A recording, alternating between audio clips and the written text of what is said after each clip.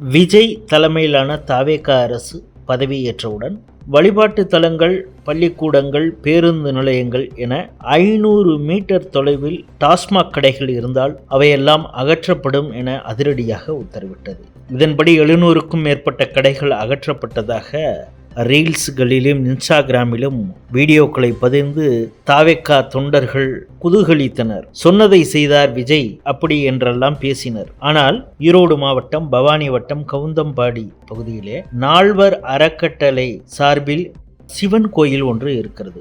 இங்கு பிரசித்தி பெற்ற சிவன் கோயிலில் தினமும் வழிபாடு மிக பெரிய அளவிலே நடந்து வருகிறது. பல திருவிழாக்களையும் இங்கு பக்தர்கள் கொண்டாடி வருகின்றனர். ஆனால் இந்த கோயிலுக்கு மிக அருகாமையில், அதாவது 270 மீட்டர் தூரத்திலேயே டாஸ்மாக் கடை உள்ளது. இதை அகற்ற வேண்டும் என்று பலமுறை மக்கள் மனு அளித்துள்ளனர். இருந்தபோதும் எந்த ஒரு நடவடிக்கையும் எடுக்கப்படவில்லை. இதையடுத்து அந்த ஊர் மக்கள், சிவனடியார்கள், பக்தர்கள் என அனைவரும் ஒன்று கூடி தேவாரம் பாடி ஒரு நூதனமான போராட்டத்தை முன்னெடுத்துள்ளனர். அப்பொழுது அங்கு வந்த தாசில்தாரிடம் மீண்டும் இந்த கோயிலுக்கு மிக அருகாமையிலே இருக்கக்கூடிய டாஸ்மாக் கடையை அகற்ற வேண்டும் என இந்த பக்தர்கள் உறுதியாக தெரிவித்துள்ளனர். இதற்கிடையே அம்மாப்பேட்டை என்ற பகுதியிலும் டாஸ்மாக் கடைகளை அகற்ற சொல்லி மக்கள் போராடி இருக்கிறார்கள். இந்த போராட்டத்தை செவி மடுக்காத நிர்வாகத்திற்கு எதிராக அவ்வூர் மக்கள் டாஸ்மாக் சரக்குகளை ஏற்றி வந்த வாகனத்தை சிறைபிடித்ததால் பரபரப்பு நிலவியது. டாஸ்மாக் கடைகள் அகற்ற பல்வேறு பகுதிகளிலும் மக்கள் போராடி வரும் சூழலில் டாஸ்மாக் இல்லை என்றால் கள்ளச்சாராயம், கஞ்சா உள்ளே வந்துவிடும் என அமைச்சர் பேசியிருப்பதால் அரசின் நடவடிக்கை எந்த அளவிற்கு இருக்கும் என்ற எண்ணம் மக்கள் மத்தியிலே எழுந்துள்ளது. 13ஆம் தேதி தாசில்தாரை சந்திச்சு நாங்கள் இந்த கடையை எடுக்க சொல்லி 13ஆம் தேதி விண்ணப்பம் கொடுத்தோம். அவரும் கடையை எடுத்துக்கிறதாக சொல்லிட்டாரு, சரக்கையும் நிறுத்துறதாக சொல்லிட்டாரு. திரும்ப எடுக்கல, சரக்கு இறக்கிட்டாங்க. திரும்ப 15ஆம் தேதி கொண்டு போய் நாங்கள் மறுபடியும் விண்ணப்பம் கொடுத்தோம். மறுபடியும் சரக்கு இறங்கிச்சு. 15ஆம் தேதி டிஎம்ஐ சந்தித்து பார்த்தோம், உங்கள் லிஸ்ட்டு கடை லிஸ்ட்டு போயிருக்குது, கொஞ்சம் பொறுங்க அப்படின்னு சொல்லி ஒரு வாரம் டைம் வாங்கினாங்க. இந்த 10 நாளாக எந்த வித இல்லாதனால அறவழி போராட்டத்தை நாங்கள் ஆரம்பிச்சிட்டோம். எதனால கவுந்தப்பாடி சேர்ந்த நீர்நெடுங்கண்ணி அம்மையுடன் நம்ம அண்டமுழுகிறார் திருக்கோயில் சார்பாக தலைவர் அசோக், திருக்கோயிலில் சரியான டாஸ்மாக் அருகில் இருக்கிறனால சரியான கலவரம், சாமிகிட்ட வந்து அடிக்கடி தொந்தரவு, பிரசாதம் கொடுக்குற தொந்தரவு, சாமி கட்டி பிடிச்சி தாலி திடுறது, அண்டாவை திடுறது, நிறைய திருட்டு நடந்துட்டு இருக்குது. நிறைய விண்ணப்பம் கொடுத்துட்டோம். இப்போ 13ஆம் தேதி தமிழக அரசு அறிவித்தொன்ன 13ஆம் தேதி போய் நாங்கள் இந்த கடையை சாத்த சொல்லி விண்ணப்பம் கொடுத்தோம். தக்க நடவடிக்கை எடுக்கிறேன்னு சொல்லிட்டாரு. திரும்பவும் 15ஆம் தேதி கொண்டு நம்ம கொடுத்தோம், நடவடிக்கை எடுக்கல. டாஸ்மாக் சரக்கு இறங்குச்சு, அப்பவும் நடவடிக்கை எடுக்கலைங்க.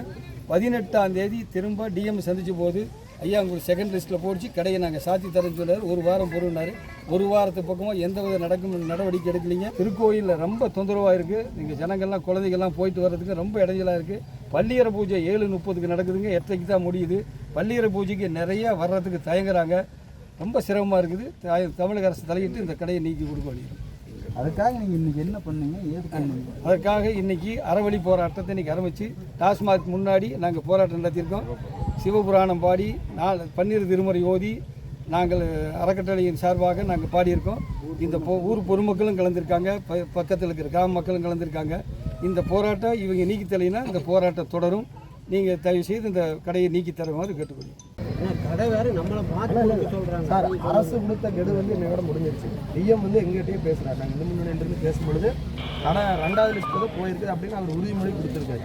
ஆனால் தொடர்ந்து இந்த பகுதியில் வந்து சார் சிவபக்தர்கள் கோயில் சுற்றி இருக்குது. இது தயவு செய்து இந்த 2 கடை மட்டும் எங்களுக்கு எடுத்து கொடுங்க, அவ்வளோதான். ஊர் பொதுமக்களோட 13ஆம் தேதியே நம்ம கொடுத்துட்டோங்க. லிஸ்ட்டு கொடுத்தது 13ஆம் தேதியே கொடுத்துருக்காங்க. என்ன காரணத்தினாலும் நம்ம இந்த கடையை மட்டும் விட்டு வேறு கடையை சேர்த்து போட்டுருக்கோம். என்னன்னு தெரியல. டிஎம்னுடைய கவனத்துக்கு என்னுடைய கவனத்துக்கு வந்துட்டாருங்க.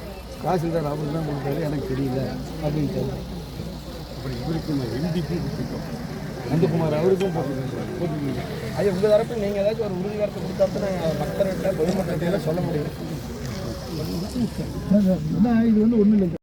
என்ன சொல்ல வரேன்னா, இந்த கடைகளை மூடிட்டா பிரச்சனை சால்வ் ஆயிருமா அப்படின்னா நம்ம 4000 கடையை மூடிடலாமே. கடைகளை மூடுறதுனால தீர்வான்னு கேட்டா அது தீர்வு ஆயிருமா? சரி, எனக்கு தெரியல, நீங்க எதாவது சொல்லுங்களேன். எல்லா கடையும் மூடிட்டா தீர்வா என்ன ஆகும்? எல்லா கடையும் மூடிட்டா நீங்களே சொல்றீங்கல்ல, கள்ளச்சாராயம் உள்ள வந்துடும், கஞ்சா இன்னும் அதிகமாயிரும், ட்ரக்ஸ் உள்ள வந்துடும், சிரிஞ்சு உள்ள வந்துடும். இன்னைக்கு வரைக்கும்